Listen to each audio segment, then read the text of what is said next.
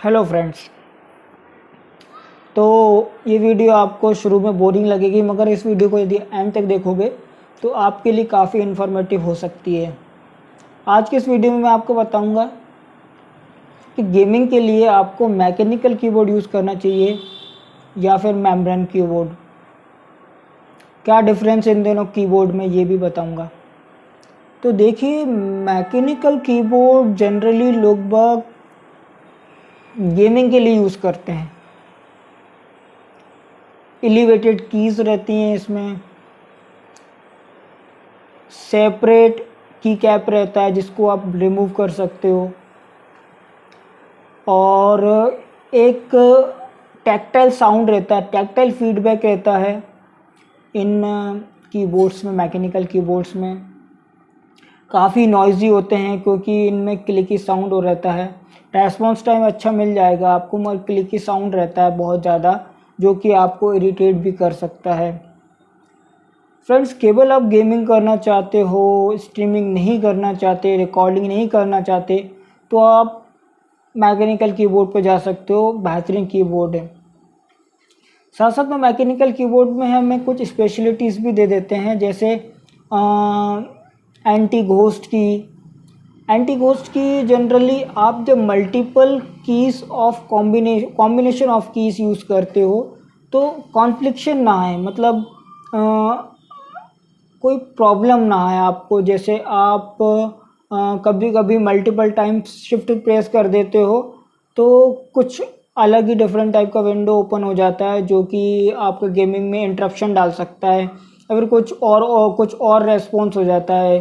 ठीक है, तो ये चीज़ इसमें ऐसा ये सब चीज़ें लॉक कर देता है, कोई कॉन्फ्लिक्शंस नहीं आती। आप कंट्रोल शिफ्ट अल्ट और थर्ड की कोई सी भी ऐसे करके कॉम्बिनेशन बना के इसमें, जो कि गेमिंग में जनरली हमें यूज़ करना रहता है कुछ एडिशनल मूव्स के लिए, एडिशनल मूवमेंट के लिए, तो वो चीज़ हम कर सकते हैं इसमें। और साथ साथ में आपको RGB इफ़ेक्ट्स भी अच्छे मिल जाएंगे मैकेनिकल कीबोर्ड में, जो कि महंगा कीबोर्ड है। महंगा कीबोर्ड में आपको RGB इफ़ेक्ट्स तो देना ही पड़ेगा उनको, डिफरेंट RGB इफ़ेक्ट्स वगैरह। ठीक है, और मैकेनिकल कीबोर्ड्स में आपको रिप्लेसेबल कीज़ मिलती हैं, तो कोई भी की निकाल के आप किसी और की से रिप्लेस कर सकते हो, नो प्रॉब्लम।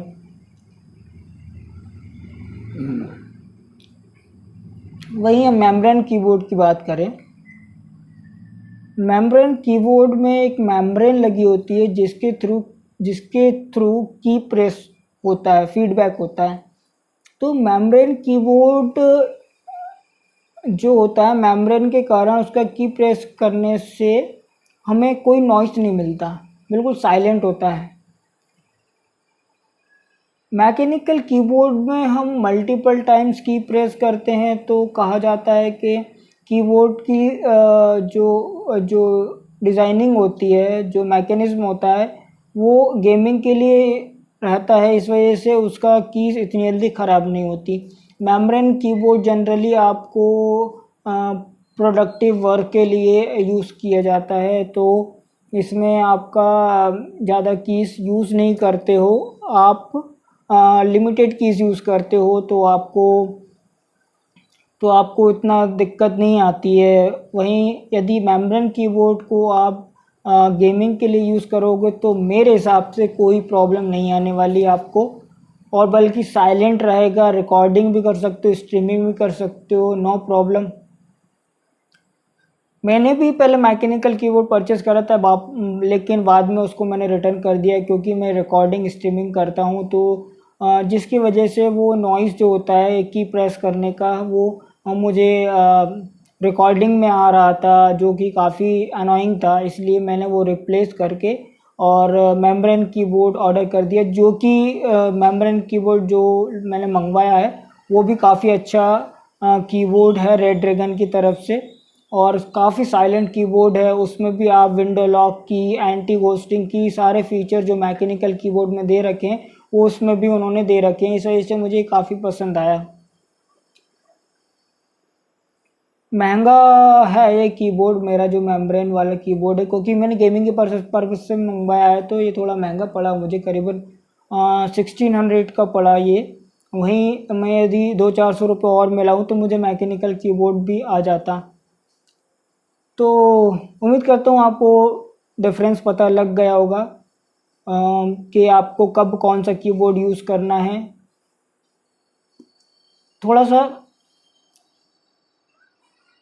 सोचिए इस बारे में और फिर परचेज़ कीजिए। आपके फ्रेंड के पास, किसी के पास हो तो उस कीबोर्ड को यूज़ करके उसको देखिए कि आपके लिए क्या बेहतरीन है क्या नहीं है। मेरी तरफ से तो ये मेन डिफरेंस है जिसकी वजह से मैं मेम्ब्रेन कीबोर्ड को प्रेफर किया। तो दोस्तों आज की इस वीडियो में इतना ही। उम्मीद करता हूँ आपको वीडियो अच्छी लगी होगी। नेक्स्ट वीडियो में फिर मिलेंगे नई दिलचस्प जानकारी के साथ। Till then good bye.